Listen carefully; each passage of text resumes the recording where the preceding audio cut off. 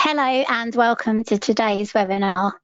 On behalf of European Pharmaceutical Review and bioMérieux, I'd like to thank you all for attending. My name's Caroline Peachy. I'm the editor of European Pharmaceutical Review and I'll be moderating the Q&A at the end of this webinar. Joining me today is Laurent Leblanc, R&D Manager at bioMérieux, and he's here to discuss the benefits of implementing the one media, one temperature approach for routine environmental monitoring. Following today's presentation and discussion, we'll move on to a live audience Q&A session where you can pose your questions to our speaker. Please remember you can submit your questions at any point during the webinar using the questions panel that's situated in the menu on the right. We'll also have several audience polls today, so I encourage you to respond. But now, without further ado, I'd like to hand over to Laurent, who will begin our webinar today. Thank you very much for this introduction. So let's move to the presentation of today. So thank you and good afternoon, everyone, to participate to this EPR webinar.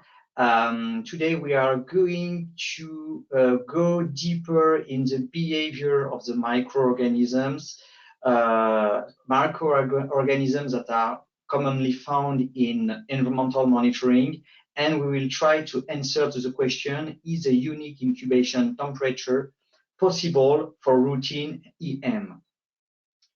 At the agenda today, we will see first how regulation and current practices are in place today in the pharmaceutical industries. Then we will look at the different challenges of implementing one media and one temperature incubation. I will present you an investigation performed in a pharmaceutical industry to look at the possibility to put single temperature and routine. And finally, I will present you a bioMérieux in vitro study with a very broad panel of microorganisms that has been incubated at different temperature. Let's start with the regulations and the practices. If you look at the regulatory text today, unfortunately, there is no description, no formal guideline about how to perform environmental monitoring. There are some description, some information, but not a real consensus in the literature to describe a very precise methodology, the best condition of incubation to incubate all the environmental monitoring samples, or even for bioburden and the other microorganisms tests that are very well described in the different pharmacopoeias. If we go to the FDA guidance for industry, there are some information explaining how to recover the microflora from the environment. For TAMC, there is incubation described between 30 and 35 degrees, between 2 and 3 days. And for yeast and mold, another incubation cycle is described using 20 to 25 degrees between 5 and 7 days. The World Health Organization is also describing another cycle. The best practices, according to the WHO, is to incubate between 3 and 5 days at 20 to 25, followed by an additional 2 to 3 days at 30, 35. For the USP 1116, here there is a description and introduction of the culture media that is recommended. So this is the soybean digest medium that is the most suitable according to this text. And here the incubation range should be between 20 and 35 degrees with an incubation time not less than 72 hours. So this can let a very large interpretation of the range of temperature that could be implemented. The first official text that is introducing the possibility to use a single incubation is a Japanese pharmacopoeia. It is written that using a TSA plate, it is possible to recover yeast, molds, and bacteria at a unique incubation temperature between 25 and 30 degrees for more than 5 days. It is considered as acceptable. So you can see there are a lot of text, but unfortunately, there is not a consensus about the best practices of incubation on EM sample. The question now is, what about the current practices in the industry? We asked this question a few years ago to a panel of microbiologists coming from the pharmaceutical industry about what type of incubation they were performing for EM at their facilities. And it was interesting to see that the majority of the industry is doing dual incubation temperature. This is the most common practice. Almost 60% answer that they are performing a dual incubation. Single incubation is something that is a reality because there is around 20% of the answer that say that they already have in routine single incubation temperature. Today, dual temperature or single incubation temperature are performed with just one single culture media, that is mainly TSA, but there are still a minority of practice still using two different media that are TSA and SABO. Interestingly, the same year, there was the same survey that has been performed by the PDA, and this is more a panel of industry coming from the USA, but it is mainly the same percentage. So 60% are using one media, but are incubated at two temperature. And here we have the detail. It is mainly low to high temperature. So they start at 20.5 degrees and then increase the temperature at 32 degrees. 12% are still using one media, but are doing the regime high to low, meaning that they are starting with the high temperature at 30 degrees and then decreasing the temperature at 22 degrees. And interestingly, there is 26% that are using only one temperature, and this temperature is between 20 and 35 degrees. So today, this is the time for the first question, and I let Caroline introducing this four. Fantastic. So we've got a poll up on our screen now. So the question is, what are the microbial incubation regimes for EM testing in your facility? So please select one answer. Do you use single temperature, dual temperature, and you're not willing to change? Do you use dual temperature and you're open to single temperature? Or perhaps you're currently validating single temperature? We'll leave the poll open for about 30 seconds or so you could select your answer.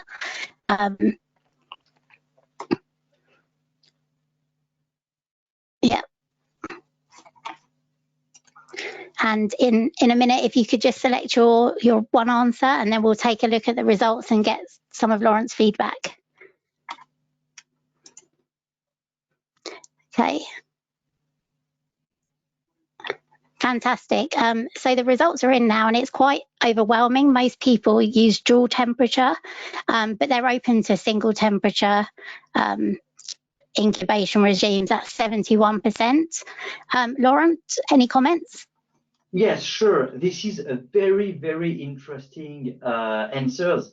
We can see that the majority is, and it's reflecting the first survey that has already presented, the vast majority is still using dual temperature, but there is a huge interest to move to single temperature. 13% are already using single temperature, and 5% are currently validating single temperature. So this is a very interesting trend today in the industry to want to make the current practices evolve. There are more efficient way to incubate the environmental monitoring sample. Very interesting. Thank you for this participation. Let's move to the next part of the presentation, the challenges of using one media and one incubation temperature for EM samples. So we already discussed about what are the recommendations of the different texts if we want to be really exhaustive to recover microorganisms from the environment. The ideal solution is to use two types of culture media. TSA for mesophilic bacteria with an incubation between 2 and 3 days at 30-35 degrees, in combination of a saburo culture media to recover yeast and molds for an incubation between 5 and 7 days at 20 to 25 degrees. However, we have seen that the vast majority of the industry already discovered that TSA has a sufficient and acceptable growth of the yeast and molds to be substituted to an SDA, and the main practices today is the usage of only one media, that is TSA, to recover the total flora with 2 incubation temperature, and we think that it's mainly 3 to 5 days at 20 to 25, plus an additional 2 to 3 days at 30 to 35. So today, one media, 2 temperature.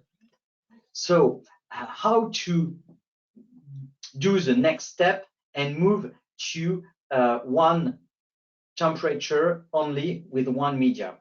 So the first question we have to ask is it possible to grow all the microorganisms, and especially the microorganisms that are representative of the microorganisms found in clean rooms of the facility, with only one temperature? So if no, if there is data that are showing that it's not possible, then the move to a single temperature is not possible. However, if it has been demonstrated that a single temperature is able to recover satisfactorily all the microorganisms that can be found in the environment, then using one temperature can be put in place. However, we need to demonstrate that, and a lot of data are needed. And then after that, a validation should be performed to assess the usage of a TSA to recover the whole flora of the environment with identified and defined cycle of incubation in terms of time and also in terms of temperature. So there is today an existing initiative that is called PDA One Media, One Temperature. It is a task force that has been launched in 2018, where 8 pharmaceutical industries work together to investigate the possibility to use single temperature to replace dual temperature.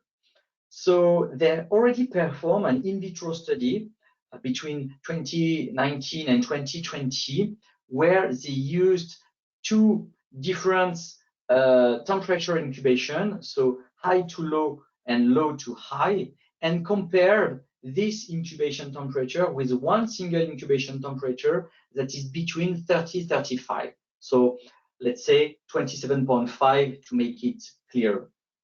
They used wild microorganisms from their environment, and they also tested the pharmacopoeia strengths. And the conclusion has been shared during the PDA conference in October 2020, and their conclusion was clear. Today, one temperature regime between 25 and 30 is performing as well as the current 2 different regimes at 2 different temperatures, 22-35, 32, or 32-22. Following this study, they are currently working on an in situ study to complete this interesting initiative with real sample coming from the environment, and normally the protocol is finalized and the data should be coming soon. So if we are thinking about moving at one temperature, we have to find the good compromise in terms of temperature that can detect all the fungi that are in the environment in terms of number and diversity as efficiently as 22 degrees. That is today I would say the most suitable temperature to recover this microorganism from the environment. We know that they are not representative of the main flora. They are just maybe around less than 5% of the global contamination. However, they are a real threat because they are generating spores and that they can pollute deeply clean rooms, and it's very difficult to get rid of this kind of contamination. So monitoring very accurately the contamination of molds is something that has a huge interest for the industry. And of course, we should continue to detect in number and diversity the mesophilic aerobic bacteria flora, that is the vast majority of the microorganisms that are found in the environment.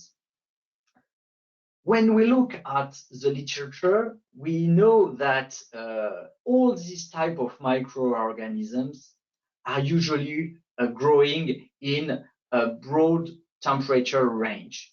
For bacteria, it's between 10 and 35. For fungi, we have seen that the temperature could be between 26 and 30 degrees on malt agar. So it seems logical that a range of temperature between 20 and 35 degrees can be suitable to grow all the microorganisms.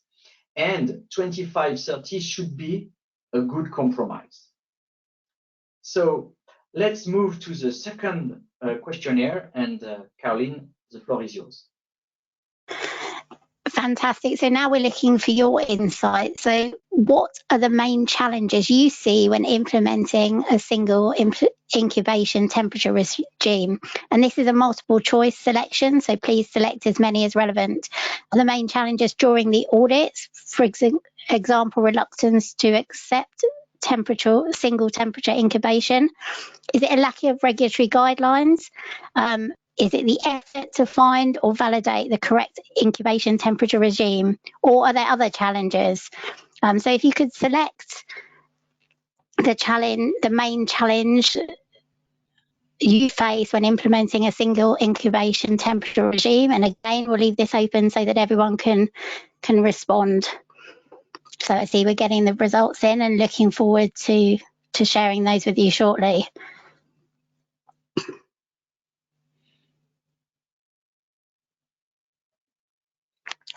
Fantastic. So the results are in, Laurent. 19% feel the main challenge is reluctance to accept single temperature incubation.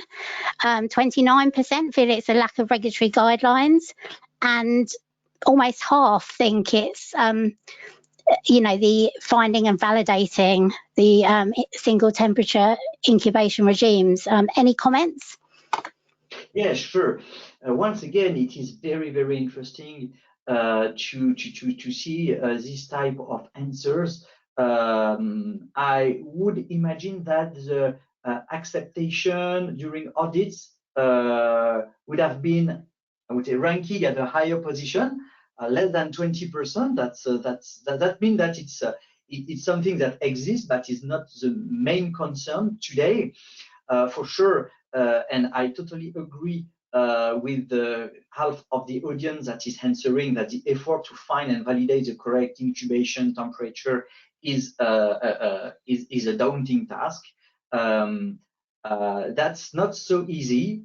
However, I hope that the second part of the presentation about the investigation we performed with the pharmaceutical industry and the work we did at bioMérieux to find the, let's say, the sweet spot, the magical temperature, will help you maybe to see clearer in what is possible to do in this field.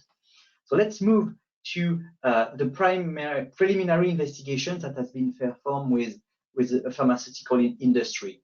The goal of the study was really to see if with real pharmaceutical wide isolates, so real sample, real microorganisms that are used in routine for validation of methodology, growth promotion tests that are followed in trend analysis can provide results to implement single temperature in routine. So the idea was to challenge the current practices in terms of incubation that are 5 days at 22 degrees plus 2 days at 32 degrees compared to an optimized 7 days at 27.5 degrees. To do so, and to be very accurate in this temperature, the study used an automated incubator reader that is a 3P station. So this system is able to incubate between 20 and 35 degrees with a precision of plus or minus 1 degree. And the system is able to take a picture every 1 hour. So the system is detecting very small events. So it is very accurate in terms of result, because if you have swarming events, spreader on the plate, that the system is able to catch the growth at an early stage before everything is swarmed, and can provide very accurate answers. In addition, the system can also provide growth curve, and to evaluate the time to result, it's a precious help to generate data regarding the behavior of microorganisms. So in this study, different microorganisms coming from different manufacturing sites, all from the environment, were challenged. So there were 2 yeasts, 8 molds, and 9 bacteria. The media that has been used was a regular TSA with neutralizers, irrigated, used to perform environmental monitoring. And the repetition was 6 plates per strands, 3 in the current condition, so meaning the regular dual incubation regime, versus 3 plates that has been incubated at 27.5. And here are the results. As you can see here in this column, the first column was showing the numeration that has been obtained with the current dual incubation temperature, and the second one, the enumeration obtained with a single incubation after 7 days at 27.5. As you can see rapidly, there is not a huge difference. All the microorganisms are growing well with a very good recovery rate, except only one, a mold, a Cladosporium species that is not growing well at all at 27.5. So this was a very interesting result, because we have seen that the vast majority of the wild microorganisms were able to grow. Only one is still a concern, is Cladosporium. So it's not closing the door, but it's raised additional question regarding what is the best suitable temperature for this type of molds. To answer to this question, we decided to investigate a little bit in the literature about how Cladosporium is behaving at different temperature. And we found this interesting article that explains the impact on the temperature, on the growth of the mycelium of the Cladosporium. And as you can see, the optimal of temperature for Cladosporium is between 20 and 25. And between 25 and 30, there is a dramatic drop of the growth of the mycelium. So recovering Cladosporium between 25 and 30 degrees could be a challenge, knowing this information about the behavior of such microorganisms. So we decided to investigate and perform additional tests on different Cladosporium. So we used 5 different strains from our library. All of them were from pharmaceutical environments, and we decided to evaluate the difference in terms of growth between an incubation at 22.5 degrees and 27.5, and we checked the recovery rate for sure, and also the morphology, the aspect of the colony obtained on the Petri dishes.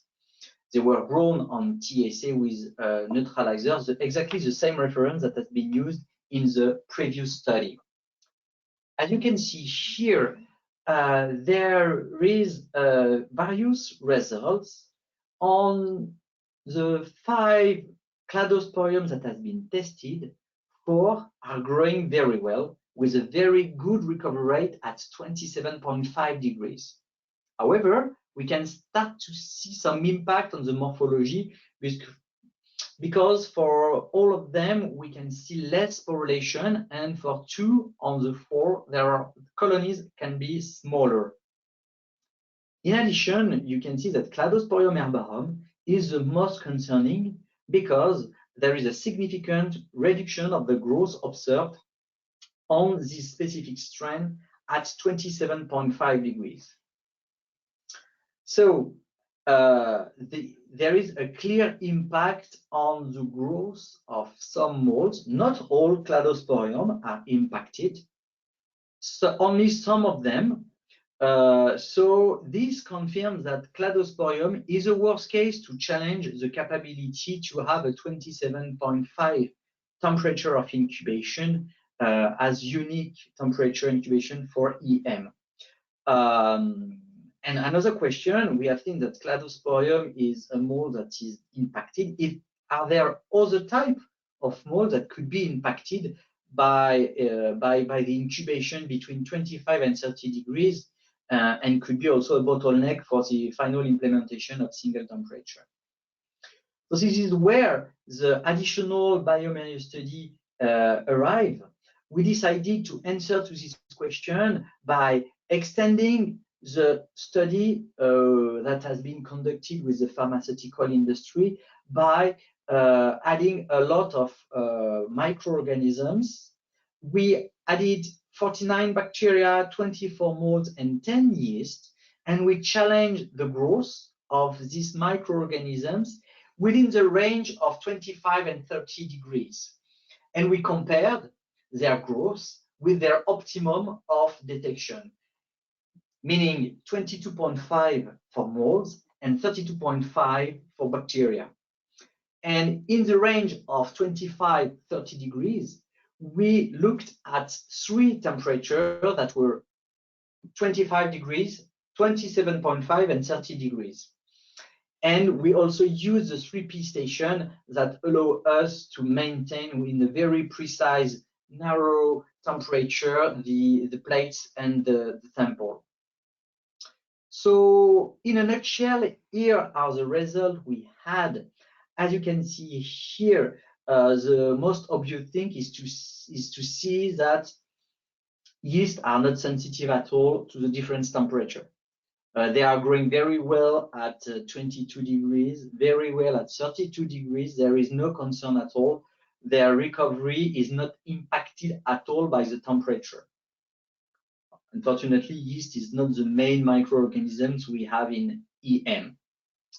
For bacteria, results are also very interesting because here, if you look at the recovery of the different bacteria we had at 22 degrees compared to 32 degrees, you see that we are missing 2%. 2% of our panel of microorganisms. So this means that we have 49. This means that it was only one strain, that was the Lactobacillus acidophilus, failed to grow.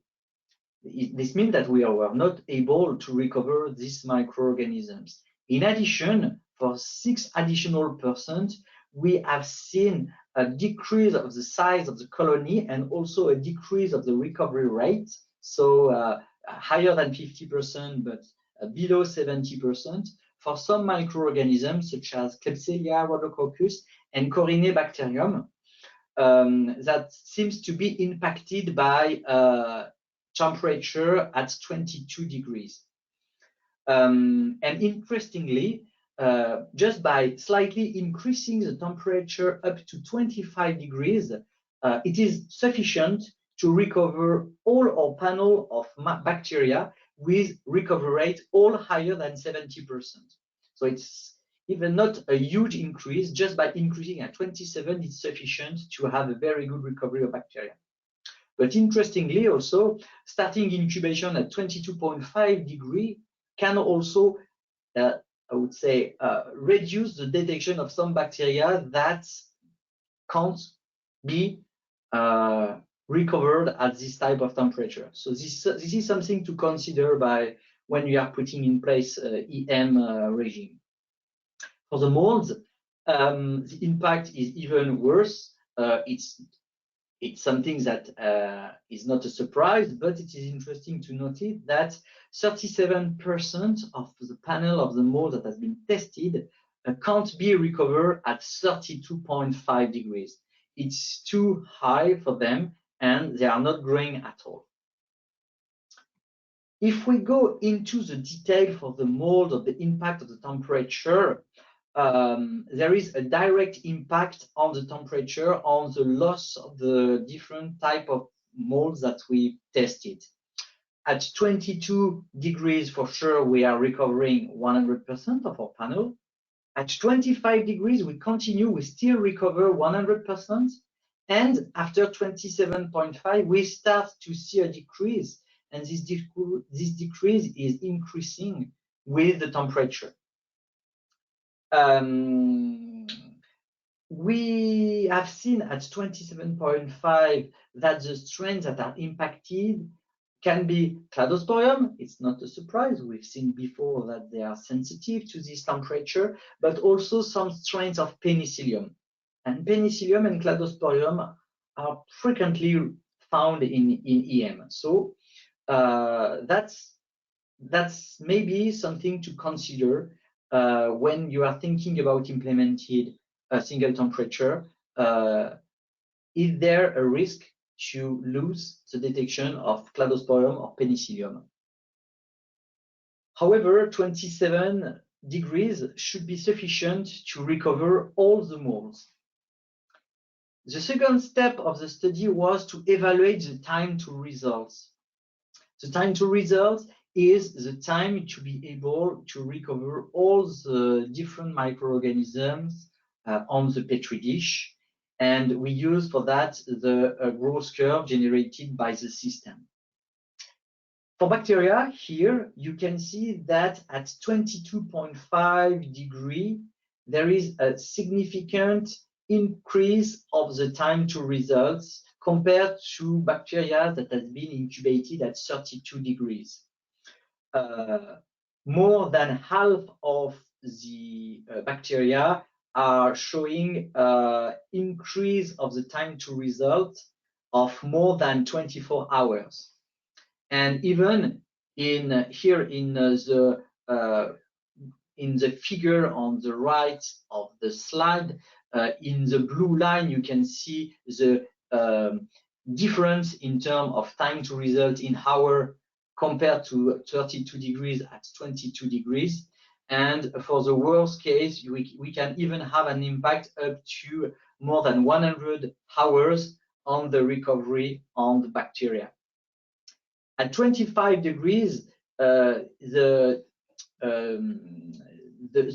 effect on the time to result is really limited, because the difference between 32 degrees and 25 degrees is not really something that is relevant, I would say. We have seen 4% that have time to result slightly increased compared to 32 degrees, but not significantly. And even at 27.5, even at 30 degrees, it was not something that is significant. It's difficult to evaluate a difference in terms of time to result between those two temperatures and an incubation at 32 degrees. For the molds, the results are surprising, because if you look at the result we had at 32 degrees, in red, you can find the panel of microorganisms that are not growing at all. That's normal. However, you can see that half of the microorganisms are growing faster because there is a huge gain on the time to result that is higher in dark green, that is higher than 24 hours. So we can expect to foster detection of mold, half of them at 32 degrees. So there is two types of population. One half of the population that really don't like to grow at a high temperature because it's they can't be recovered or their time to result is decreased. The time to result is increased. Sorry, and then the second half that loves to grow at high temperature and that can have a growth that is accelerated at this temperature. Interestingly, when we are decreasing the temperature, for sure, we are limiting the loss of the molds because the red part of the pie is decreasing. And we can see even at 25 degrees, we still have an improvement of the time to result. So we are saving time for 92% of the molds we have tested. So compared to 22 degrees, starting an incubation at 25 degrees on the vast majority of the molds, allowed to recover them, all of them, because all molds are growing at 25. And in addition, we can expect to have for 92% of the molds an improvement of the detection because they are going to grow faster. So I'm almost done. This is my conclusion. So we have demonstrated here that a single incubation temperature for EM is possible. The sweet spot is between 25 and 30 degrees. We have seen that 25 degrees is the most universal temperature because at this temperature in our study, we have seen all the microorganisms growing well. All the microorganisms are detected with the same growth recovery than their temperature of predilection, their best temperature. And even we have seen that we can expect to have an improvement of the time to result for the molds. We can also consider 27.5 as a good incubation temperature, knowing that we will foster the detection of the mesophilic bacteria that are the vast majority of the microorganisms in the EM. But we should bear in mind that for some molds, especially those from the genus Cladosporium and Penicillium, there is a risk. So this represents 8% of the panel of the mold we have tested that may be difficult to be recovered easily at this temperature. But if there is no risk of this type of microorganism, then 27.5 can be considered. So the selection of the temperature as a recommendation should consider to challenge a sufficient amount of microorganisms and especially microorganisms that are representative of the environment.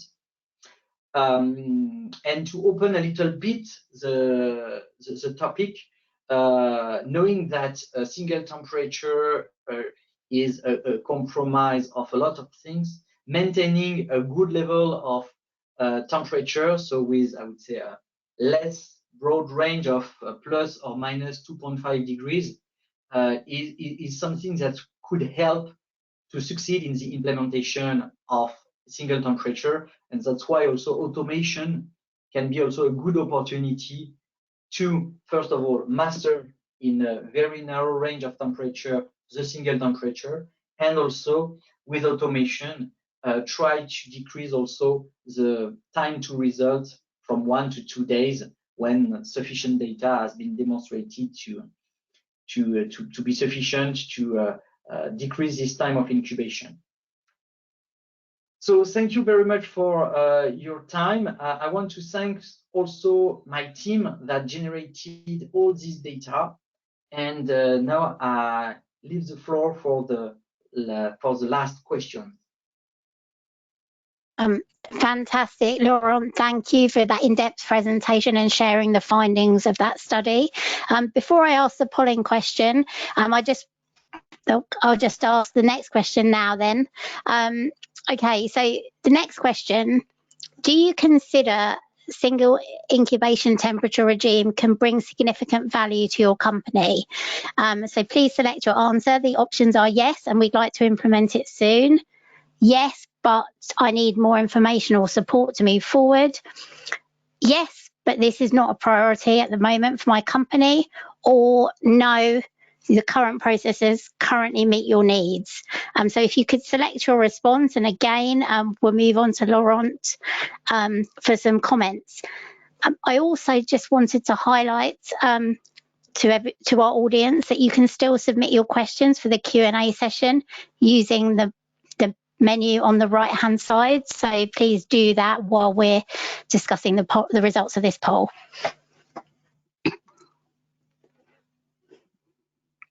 Fantastic.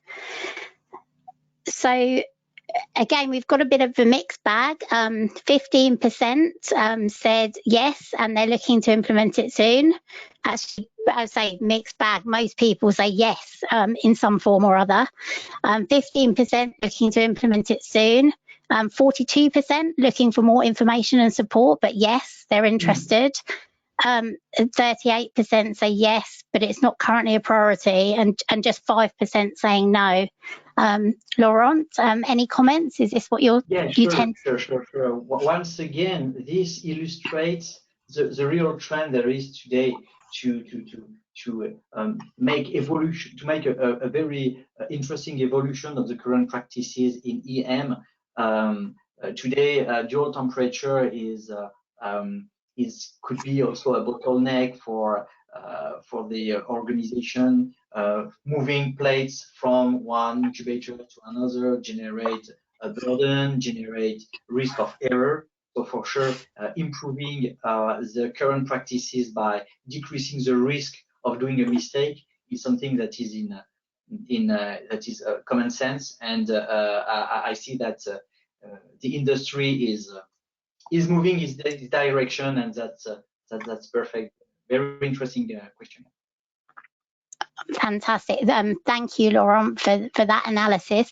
And yes, indeed, there's quite a lot of interest. We've already had a few audience questions in. So let's take a look at our first question. So the first question, is it generally easier to find a single temperature that works well for the ATCC standard strains compared, for example, to in-house isolates? Yes, that's much more easy, unfortunately, because I would say ATCC strains are not really challenging strains. They are most of the time these strains are strains that have been cultured in very good condition. When they arrived at your lab, they are in good shape. They are very well mastered, no genetic deviation. They are well characterized, and they can, I would say, undergo I would say a lot of treatment with very good results. Compared to sensitive microorganisms that are present in the environment, that are a little bit less selected, a little bit wilder, if I may, and that have a very different behavior, especially when we are looking at temperature. This is really true because, for example, if you look at some bacteria that are TCC strains, if I take the Staphylococcus aureus, for example, it will grow at any temperature with good results. It's not a challenging microorganisms. However, if you start to look at different Staphylococcus that you have found in EM, then it starts to be really interesting because you can see that they are very much sensitive to the temperature. Some of them can have very different results at a low temperature and you will see that maybe they can be also a good indicator of the capability to recover microorganisms at low temperature. The most interesting microorganisms to challenge bacteria at low temperature, when I say low temperature is 22 degrees, it's Corynebacterium, that is also frequently found in EM results. And this one can be, you can struggle to recover Corynebacterium at 22 degrees. Sometimes it's going well. Sometimes it will be more tricky because it will grow very, very slowly. And even after 5 to 7 days, the size could be very difficult to be detected on a Petri dish. So yeah, for me, 80cc strains, not good candidates, use wild isolates. Fantastic. Thanks, Laurent. We've got a next question in, and it's talking about trending. How do you think about trending of data when the temperature of incubation is changed? Yes. So the trending is a very good question, because for me this study is just the first part of the journey. It will be a long journey. I won't say long. I don't want to afraid everybody, but the good methodology, I would say, is first to use representative microorganisms, challenge them with a suitable temperature, discover that they are growing well, and then it will provide, I would say, a candidate temperature. Unfortunately, it's not sufficient, because the second part of the study should be an in situ study, the same study that has been designed by the PDA task force, the second part of the study, to challenge with real sample the capability of the single incubation temperature compared to the routine, to be able to recover in quantity, in qualities, the same microorganisms, and not to generate a deviation of the trend analysis. Because for sure, if you are implementing a new temperature, maybe you will have a deviation, so a change of the representative microorganisms you find in your results, and then you cannot make a link, and you will not be able to pursue in very efficient and accurate trend analysis. So for me, what it is important also to demonstrate is with real EM sample challenged with a routine incubation regime and new incubation regime, that the quality and the quantity of the microorganisms is equivalent. And then with this data, you will be able to say that my new trend analysis with my new incubation regime at a single temperature is representative of what I had in the past with my dual incubation temperature. But it's an additional work to do, sure. Fantastic. Well, we're getting lots of questions in, Laurent, so I'll move to the next one. USP recommends starting at the higher temperature. Has there been data to show that there is a similar loss of sensitivity to those molds that struggled at higher temperatures?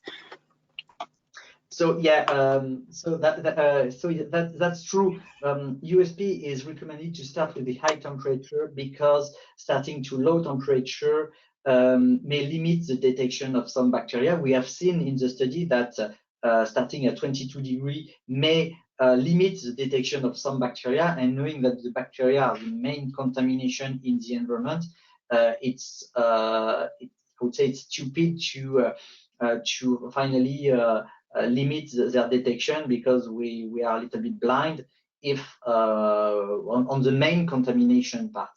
So regarding the impact on a high temperature, we have seen that starting with a high temperature will have an impact mainly on molds. So we have seen that the impact, finally, the impact on molds starting with high temperature will be higher in terms of recovery of the microorganisms than the starting at low temperature on bacteria. So there is not a perfect temperature. We have seen that starting with a high temperature for different type of molds will not allow to recover them after when we put them at 22 degrees. So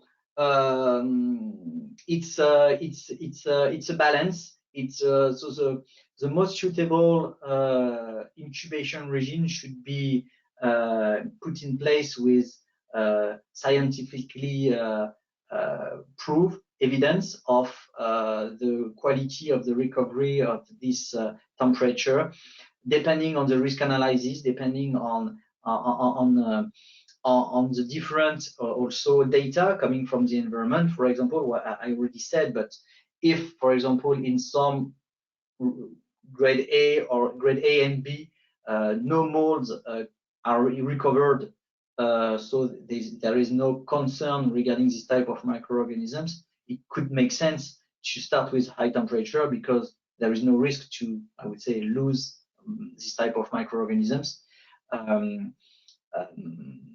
However, the risk zero does not exist, so only using, I would say, a high temperature could be also a concern to maybe not be able to see any deviation in the future if a contamination is occurring. So today, for me, the best way to be sure that we are able to recover perfectly bacteria and perfectly yeast and molds is finally to use a single temperature and in the range of 25-30 according to the representative microorganisms and the impact on for sure on the trend analysis this will generate. But for me, this will limit dramatically the risk of losing any data that will show you that you are not under control anymore. Fantastic, thank you. And the next question is just asking for some clarification on the media used in the study. Was that TSA with neutralizers, Laurent? Yes, it was a regular TSA deep fill plate with neutralizers. So 4 neutralizers: lecithin, twin histidine, thio, and lecithin. So a regular one, irradiated, so and manufactured by bioMérieux, if you want to know. Fantastic. So the next question, somebody's asking if there's no access to ATCC strains for in vitro methods, can the validation be done by exposing the plates in a real environment? It could be, yes. It could be for me. It could be a mix of an in vitro and in situ study.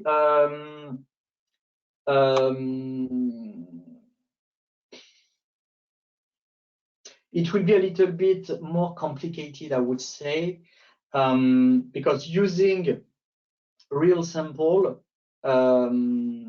it's always complicated to evaluate the impact, because by definition, when you are using environmental samples, you don't know what you are going to have in advance. And when you are doing a sample twice, even at the same location, you are not 100% sure that you will recover the same type of microorganism with the same amount and the same quantity. So that's why, for me, using ATCC strains to perform an in vitro study, as I have presented, is not mandatory. I would recommend to do an in vitro study using strain library made with representative microorganisms found in the environment. So most of the time, the pharmaceutical industry is keeping representative microorganisms to perform new validation or even growth promotion tests on Petri dish. So I would recommend to use at least these microorganisms that are, for me, relevant to define first the candidate temperature that should be the most suitable according to this, and then in the second step, do environmental monitoring, focusing only on this temperature. It will be much, I think, much easier to do this way. Fantastic, thank you, Laurent. Next question, somebody's asked, what advice do you have on the setting of alert and action limits? And they're interested particularly with regards to different manufacturing rooms, looking at the criticality of room functions and also with respect to the species being recovered. Yeah, so we are still, I would say it's linked also to the trend analysis. The objective to implement a single temperature is not to have any deviation in terms of data that can be generated in the different clean rooms. So grade A, B, C, D. The objective is really to generate the same amount of data with the same level of quality. I mean that if we have a level of contamination that is known for a grade A, that is a critical zone, this, I would say, this indicator should not be modified by the single incubation temperature. However, the temperature is not a good candidate. That's why it is, for me, it is important really to assess in the first step that with microorganisms that are representative of the environment and especially on representative of critical clean rooms, that they can be recovered with the candidate temperature first. And then in a second step, be sure that in terms of quantity and quality, using the single incubation may generate the same information as the previous dual incubation temperature. And for that, for sure, to have the same action level and alert level, we must be sure that this new incubation will not generate any modification on the capability to recover microorganisms. And for me, if a temperature modify dramatically, so it will be statistic at the end. So I'm not a statistician, but I know that we can demonstrate that it's at least equivalent, the equivalency of the results. But if we can't prove the equivalency of the two methodology, dual temperature and single temperature, on real samples, then I will not recommend to implement single temperature because the risk to modify the trend analysis and also the alert levels is too high. It could be possible, it could be also possible, but the work, it will be different. Fantastic, Laurent, thank you. I think we've got time for just one more question, and I just want to say we've got quite a lot of questions in, so they will be passed on and answered after the webinar. The next question, do you think it's possible to use single temperature incubation in a new building without having your own in-house isolates? That's a very good question because that's very interesting because there is a question behind the question for me. When you have a new facility, a new building, how are you doing the validation of the incubation? Are you just using the regular dual incubation temperature without any validation, without any data, just because we know we always do that, so we will do that again in this facility? Or are you, for example, doing an extensive study using TSA, SDA, different temperature to understand really in depth the microflora of the environment before choosing to go with one media TSA and two temperature? For me, it is globally the same. Normally, when you have a new facility, you should put in place the validation of why you are doing things, why are you incubated at dual temperature, And I know most of the time there is no formal validation of the usage of dual temperature, and this is where it's complicated. However, I think that, and also with the Annex 1 that is evolving now with the contamination control strategy, I think it could be a good tool to assess today in a new facility using this methodology what is the best strategy to monitor my new environment, to be sure that I generated robust data, and on the base of this robust data, I can demonstrate that using one temperature is sufficient to have a good level of mastering of my environment. So I'm not sure, for sure you should have data first before going to validate a single incubation temperature, but it should be normally the same with the dual incubation too. So for me, it's almost the same work.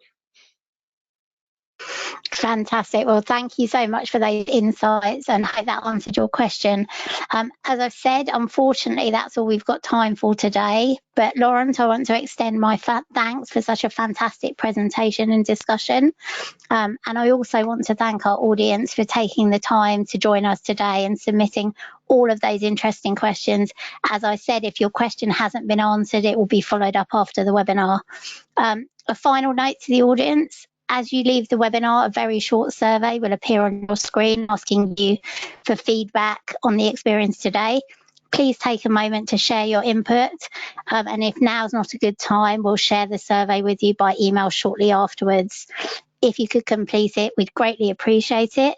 But for now, on behalf of European Pharmaceutical Review and bioMérieux, we'd like to thank you once again for attending, and we hope to see you again soon. Thanks very much, Laurent.